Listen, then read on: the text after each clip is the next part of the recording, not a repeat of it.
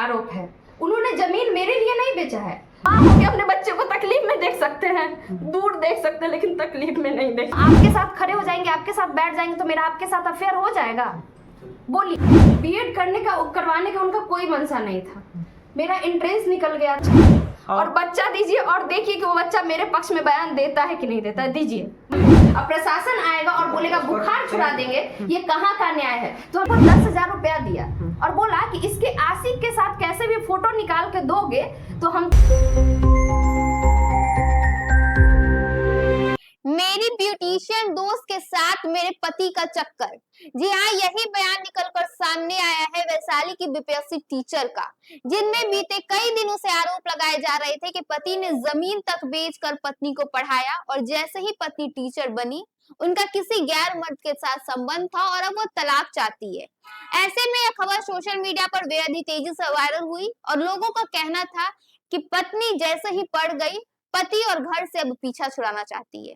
इस खबर में हम आपको दूसरी तरफ की कहानी बताएंगे जो कि महिला की है। महिला क्या कुछ कहती है, महिला क्या आरोप लगाती है और इसमें क्या कुछ सच्चाई है। नमस्कार, आप देख रहे हैं न्यूज पीआर और मैं हूं आपके साथ ऋतु।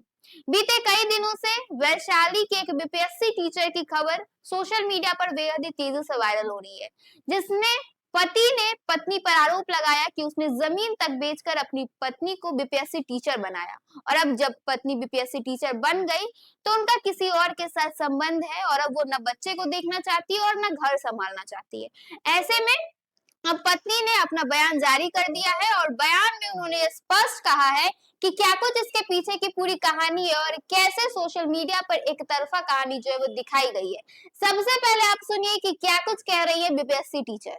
सभी न्यूज वाले या मीडिया वाले सिर्फ चला रहे कि पति का आरोप है। आरोप को कभी प्रूफ करने का कोशिश किए? वो प्रूफ देते तब ना हम दोषी साबित होते। उन्होंने प्रूफ भी नहीं दिया और आप लोग ने मुझे दोषी साबित कर दिया। कैसे? हमने तो पहले ही इसके लिए केस कोर्ट में केस कर रखा है ना। हम तो चिल्ला चिल्ला के मीडिया में आके नहीं कहे, हमको न्याय चाहिए था, हमने न्यायालय गए। अब क्या करें बताइए। कब शादी हुई थी आपकी? कैसे आप पढ़ाई लिखाई पूरा किए, पूरा बीएड, उसके बाद बीपीएससी की तैयारी कैसे की? देखिए, मेरी शादी 2013 में हुई थी। उसके बाद हम इंटर के बाद ग्रेजुएशन किए, ग्रेजुएशन के बाद बीएड किए। बीएड करवाने का उनका कोई मनसा नहीं था। मेरा एंट्रेंस निकल गया था, हम पास कर गए थे, तो उन्होंने कहा कि मेरे पास पैसा नहीं, हम नहीं करवाएंगे। हम रो रो के बोले कि नहीं, हमको बीएड करना है। तो हाँ, ये नहीं कहेंगे कि उन्होंने थोड़ा हेल्प उन्होंने किया, मेरे फैमिली वाले ने भी पैसा भेजा, तब जाके हम बीएड किए। उसके बाद हम सीटेट पास किए। सीटेट में मेहनत करना पड़ा। कितना का फॉर्म आता है, क्या आता है? हम सीटेट किए, मेहनत करके किए। उसके बाद हम स्टेट किए, क्योंकि सरकारी जो योजना था वो विफल हो गया था। स्टेट के बाद बीपीएससी आया। हम मेहनत लगातार करते रहे, तब जाके टीचर बने हैं। ऐसा नहीं कि ऐसे ही बन गए। तो आपके पति आरोप लगा रहे हैं कि हम मेहनत मजदूरी किए, फोटोग्राफी किए, जो कपड़े फटे थे वो पहने, लास्ट में जब नहीं पूर्ति होने लगा तो फिर जमीन बेचे पैतृक। नहीं, ये झूठ आरोप है। उन्होंने जमीन मेरे लिए नहीं बेचा है। उनके पैर में स्टील लगा हुआ है, पैर टूट गया था, इसलिए उन्होंने जमीन बेचा, क्योंकि उनको ऑपरेशन कराना था। अगर जमीन बेचते तो मेरे पढ़ाई टाइम बेचते। पैर टूटा उसके बाद क्यों बेचे? तो ये आरोप है। हम हर वक्त कह रहे हैं, बार बार आपको कह रहे हैं, आरोप है। उन्होंने कोई प्रूफ नहीं दिया है। न्यायालय भी उनसे प्रूफ ही मांग रही है। क्यों नहीं 1.5 साल में वो साबित कर पाए? 1.5 साल में हमको साबित, आज आप लोग को आना पड़ा क्यों? केस तो 1.5 साल से चल रहा है। 1.5 साल लग गया उनको हमको गलत साबित करने में। कब ज्वाइनिंग हुई थी आपकी? कहाँ आपकी ट्रेनिंग हुई थी? उसके बाद पहली पोस्टिंग कहाँ हुई? मेरा 2023 में ज्वाइनिंग हुआ था, सुपौल डिस्ट्रिक्ट में हुआ था।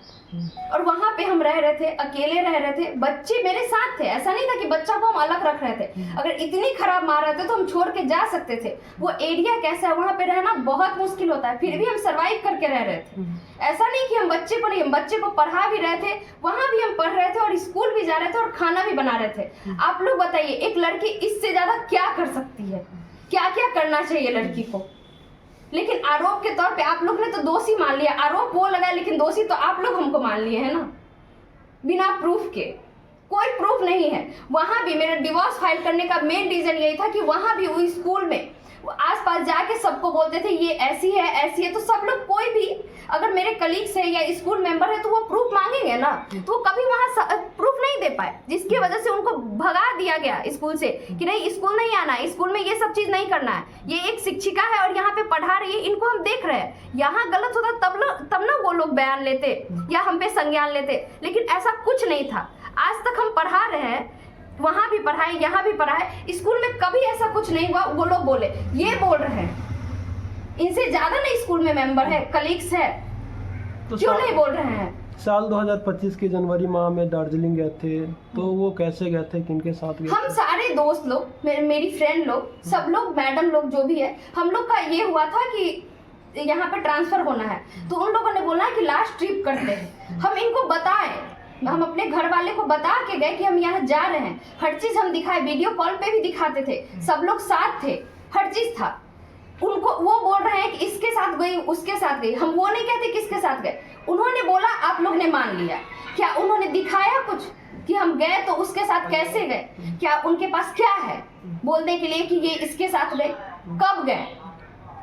वो यहाँ हम वहाँ, कैसे चले जाएगा कोई इंसान? आपके पति बता रहे हैं कि जब वहाँ दार्जिलिंग गए तो संपर्क टूट गया, बातचीत नहीं होती थी। ऐसा किससे बातचीत नहीं होती थी? आपसे बातचीत नहीं? दार्जिलिंग से पहले ही हमसे उससे बातचीत नहीं होती थी। 2022 से हम उनसे मेंटल, फिजिकल हर चीज से अलग है, 2022 से। लेकिन मेरे बच्चे के कारण उनसे बातचीत, क्योंकि एक छोटा सा फोन दिए हुए थे, हम नहीं चाहते थे कि बच्चे से उनको अलग करे, क्योंकि वो बच्चा है। हम उनके तरह नहीं कि आज सोशल मीडिया में उसको खड़ा कर दे, वो भी बड़ा होगा, इस चीज को देखेगा, और सिखाया हुआ चीज कितना दिन रहेगा? जिस दिन बड़ा होगा ना, एक दिन उसको भी एहसास होगा। और नहीं तो 5 दिन बच्चा हमको दीजिए, हम सबसे रिक्वेस्ट कर रहे हैं, दे दीजिए हमको बच्चा, और बच्चा दीजिए, और देखिए कि वो बच्चा मेरे पक्ष में बयान देता है कि नहीं देता है। दीजिए, मंगवाइए। हम न्यायालय में भी रिक्वेस्ट किए हैं कि हमको बच्चा दिलवाइए, और आप लोग से भी रिक्वेस्ट कर रहे हैं। वो कह रहे हैं ना बच्चा नहीं जाना चाहता है, आपने कभी पूछा कि बच्चा दबाव में दे रहा है कि नहीं? वो तो छोटा बच्चा है ना, वो तो बालिक है, नाबालिग है, वो उससे दबाव में नहीं दिलवाया जा सकता है। किसी ने क्वेश्चन नहीं किया ये। आपने जो आरोप लगा करके जो न्यायालय में जो तलाक की अर्जी दायर किए हैं, तो उनमें क्या आरोप लगाए हैं? उनमें क्या आरोप लगाया है या जो भी कुछ है, वो न्यायालय से क्यों नहीं किए? न्यायालय में प्रूफ कर पाए? हमने तो प्रूफ किया, हर एक सबूत को रखा वहाँ पे, न्यायालय ने उनको फटकारा भी, तब भी न्यायालय के बजाय उस रोड पे क्यों तमाशा कर रहे हैं? रोड पे खड़े होके न्याय मांगने से न्याय मिलता है? न्यायालय में ही ना मिलेगा। वो क्यों नहीं आते हैं न्यायालय में? न्यायालय से मांगेंगे।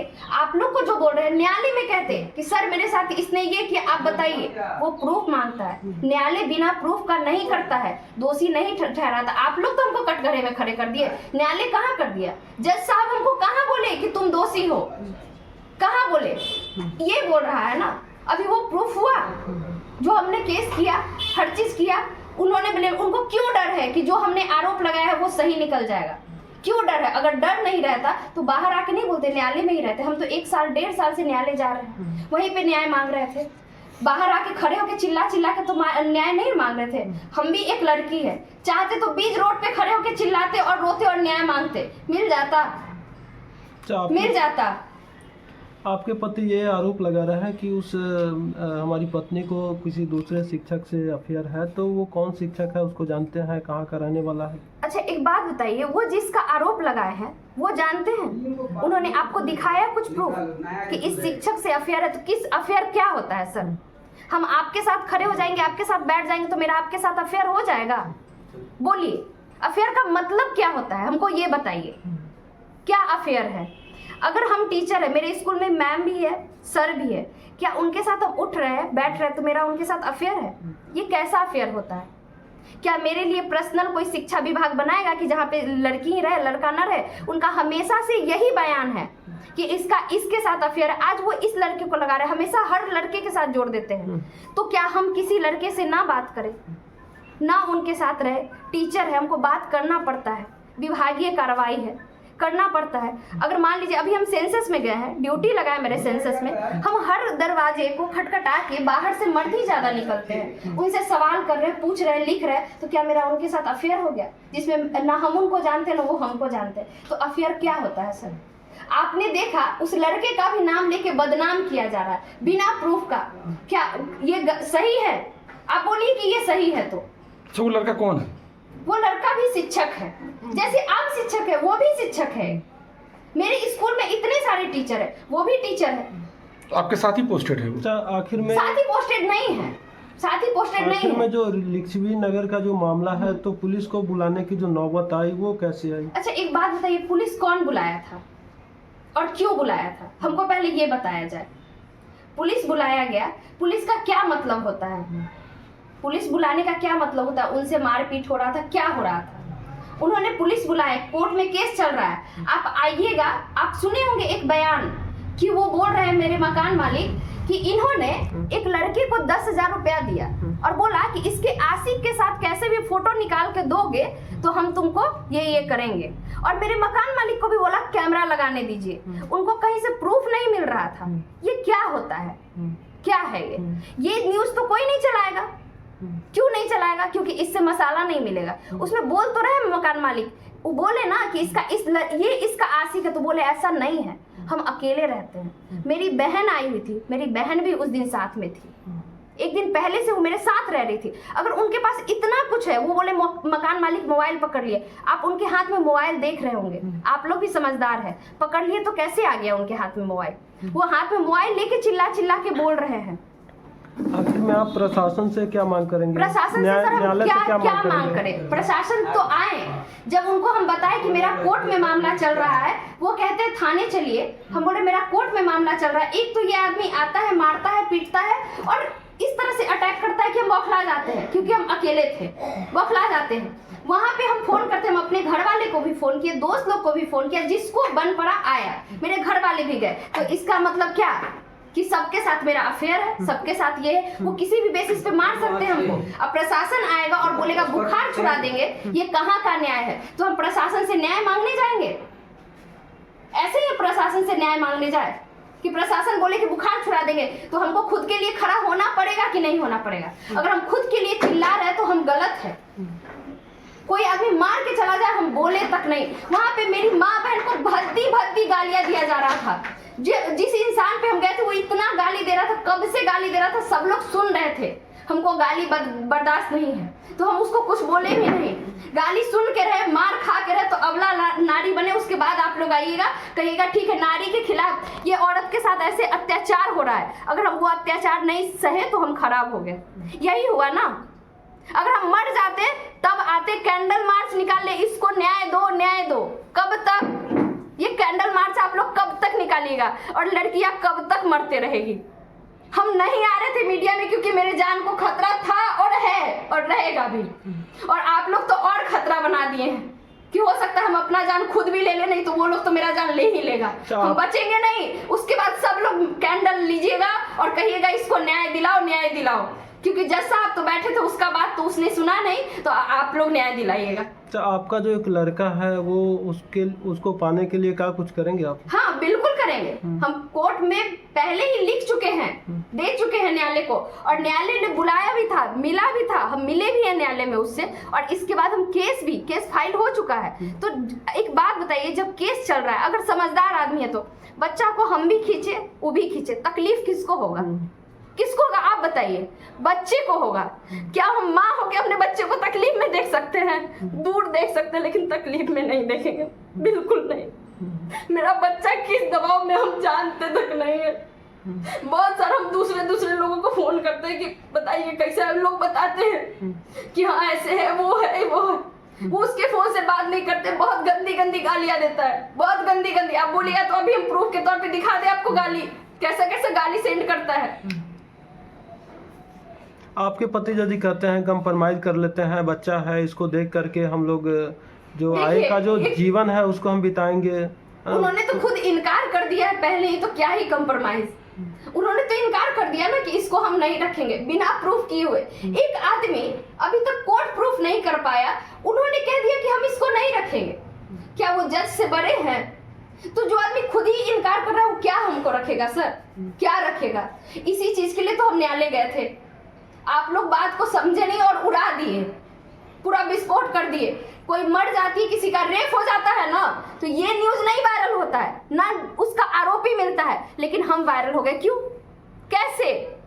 रेपिस्ट आप लोग को नहीं मिला आज तक? नीट का पेपर लीक हो जाता है, पूरा इंडिया का न्यूज है, लेकिन 4 दिन न्यूज नहीं चलता है, ना आरोपी पकड़ा जाता है, लेकिन मेरा न्यूज वायरल है, पूरा इंडिया में चल रहा है। कैसे?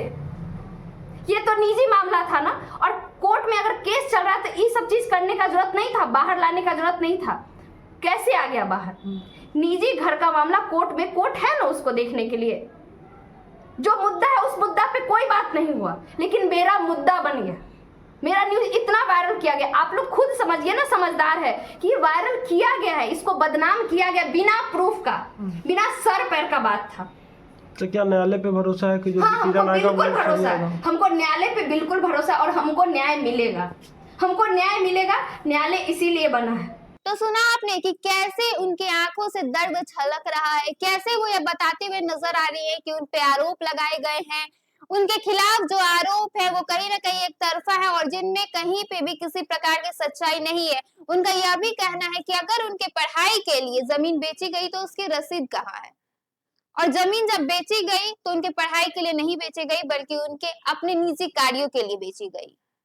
ऐसे में अब ये सवाल उठने लगे हैं कि क्या सच में एक औरत पे, एक पत्नी पे इल्जाम लगाना इतना आसान है, और बिना कुछ सोचे समझे समाज ने उन पे कई ऐसे सवाल खड़े कर दिए जिनके बाद उन्हें कैमरे पर आकर ये बयान देना पड़ गया। वो साफ कहती है कि मैं न्याय के लिए न्यायाधीश के पास गई थी, बल्कि ना कि सोशल मीडिया पर आकर अपनी बयान दी।